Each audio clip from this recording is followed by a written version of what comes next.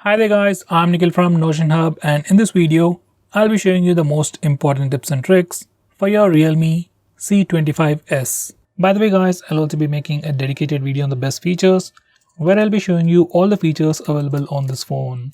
So definitely check out that video, link will be in the description.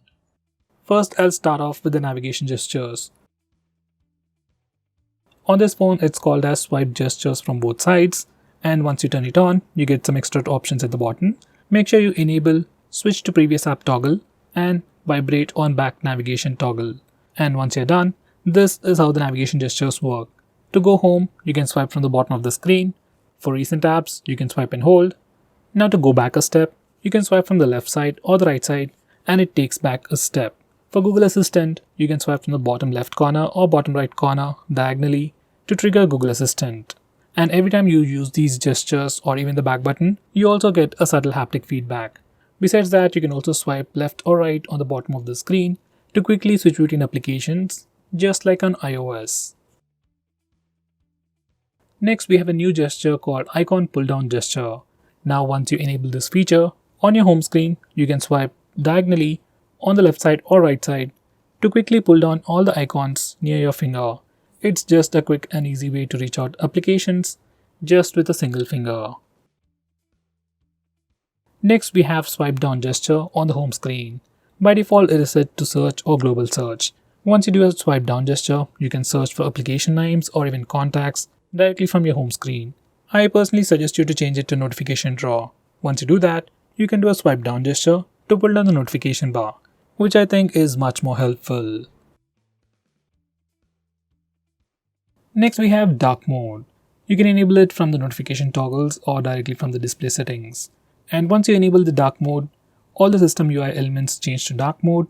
Even some of the stock applications like phone dialer, messaging application also change to dark mode, and even some Google applications like Play Store or YouTube switch to the dark mode automatically.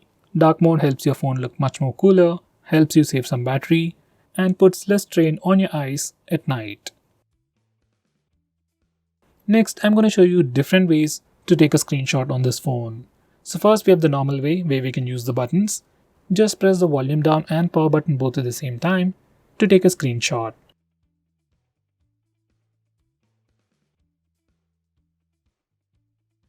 Next, we have 3-finger screenshot gesture. Now this feature is enabled by default. To take a screenshot, you can just swipe down using 3 fingers and your phone will take a screenshot. It's just like pressing the buttons, but instead of pressing the buttons, you just need to swipe down using 3 fingers and your phone will take a screenshot. Personally, this is my favorite way to take a screenshot. Next, I'm going to show you how to take a long screenshot. For that, first take a regular screenshot and then click on the preview. Now select scroll. Now you need to scroll the page. And once you're done, you'll get a long screenshot. Finally, we have partial screenshot. To take a partial screenshot, just place 3 fingers on the screen for a second and then slowly swipe down. Once you do that, you'll get a preview window and then take a partial screenshot. You can also resize this preview window to get an accurate screenshot. Next, we have some quick shortcuts whenever you take a screenshot. So every time you take a screenshot, whether it's with the buttons or the gesture, you get a preview on the screen and you can swipe that preview up to share that screenshot, and you can swipe it down to take a long screenshot. You can also swipe the preview to the side to dismiss it. Next, I'm going to show you how to disable lock screen magazine, or you might even call it dynamic wallpaper on the lock screen. First, here's a quick preview of the lock screen, and every time you lock your phone or every time you come to the lock screen, we see a different wallpaper. Some people like it, some people don't, especially I personally don't like it. So if you're like me and if you want to disable it, this is how you can disable it from settings. And now, here's the lock screen once again. And no matter how many times you come to the lock screen, we will have a fixed wallpaper. Next, I'm going to show you how to trigger Google Assistant with the power button. Just enable this toggle and now press and hold the power button to trigger Google Assistant. If you press and hold the power button longer, we will see the power options. If you are using navigation gestures, this is pretty useful. Next, we have some important screen off gestures. We have things like double tap to wake. We can also draw a note to open the camera application. Next, we can draw a V to turn on the flash.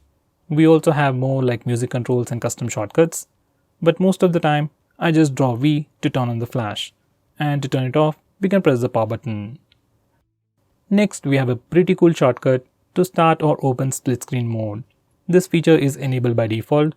Just make sure this particular toggle is enabled, and if it is enabled, you can just swipe up using 3 fingers to open the current application in a split screen mode.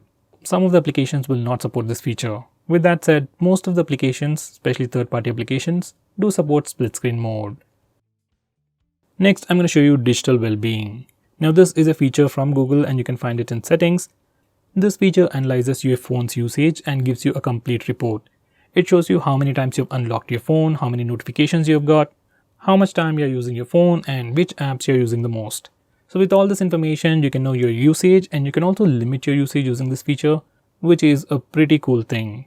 So let's say if you don't want to watch videos on YouTube for more than 1 hour in a day, we can put up such restrictions using this feature. Next, we have wind down. This is another feature from Google, which will help you sleep faster at night. Using this feature, we can schedule our phone to turn on grayscale mode and do not disturb mode automatically at a specific time. This is something I would definitely recommend you to try. Next, I'm going to show you how you can change your default apps, whether you want to change your default launcher, default browser, or anything. For that, we need to first go to settings. Once you're in settings, select app management, then select default apps. Now from this page, you can change your default launcher, default SMS application, browser, and so on. I would definitely recommend you to change your default browser to Google Chrome. Just like that. Next, I'm going to show you how to display the battery percentage on the status bar. For that, go to settings, then select notification and status bar, and then enable this toggle. Once you do that, we can see the battery percentage on the status bar. In the same way, if you want to see the network usage on the status bar, enable this toggle.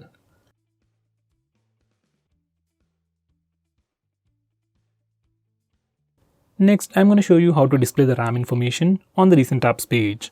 For that, go to settings, then select additional settings, and now enable this toggle. Once you do that, we can see the RAM or memory information in the recent apps page. Next, I'm going to show you how to record the screen on your phone. For that, first go to the toggles, and now we can start video recording just by using this toggle. Just click it and screen recording should start in 3 seconds. If your phone asks for any permissions, just grant them all. Next, I'm going to show you how to stop applications from automatically restarting in the background. For that, you need to first open Phone Manager. You can find it on the home screen or in your app drawer. Once you open it up, select Privacy Permissions, then select Startup Manager. Now from this page, we can start or stop applications from automatically restarting in the background. Personally, I'll enable this toggle for apps like Truecaller, WhatsApp, or Instagram, and disable it for everything else. So guys, these are the most important tips and tricks for your phone. If I missed out on anything important, do let me know by commenting below this video, and definitely check out my video on best features. Link will be in the description.